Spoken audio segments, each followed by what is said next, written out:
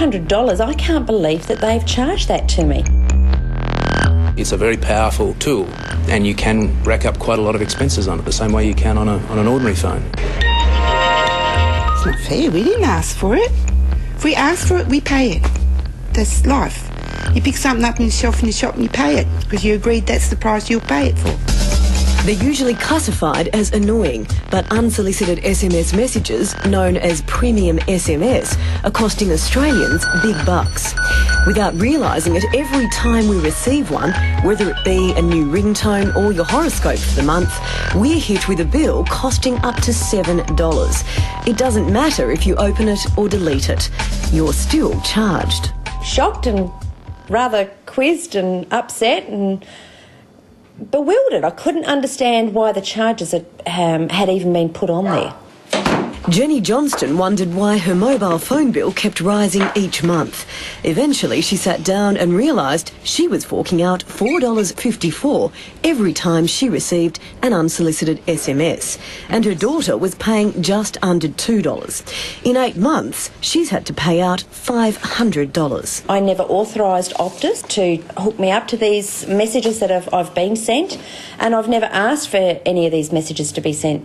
I've never downloaded anything on my mobile phone, so I don't know how these companies, who I've never heard of, even got my number, let alone my daughter's number. I couldn't believe how much the bill was, so we went through it and I looked and there was all these special purchase, it says on their messages, and they were $6.60 each. Ina Varink's daughter thought the unsolicited SMS messages she received were simple junk mail, so she deleted them. On reading her daughter's bill, Ina realised she owed an extra $40. They're ripping us off because we can stop it, right? But in the meantime, they've made $40 off us. Yes, I want to speak to somebody about my bill, please. Both Jenny and Ina contacted their phone carriers, Optus and Telstra, but were told they had to call the companies who had sent the messages. Ina rang the company but could only leave a message. Jenny had 5 different numbers to call. I rang the customer service lines and I was only ever speaking to a machine. Nobody would answer my questions. I managed to unsubscribe from these mobile phone messages being sent to me. I left my name and phone number, but nobody's contacted me. You're not allowed to be charged for an SMS that you haven't asked for or a premium SMS that you haven't asked for.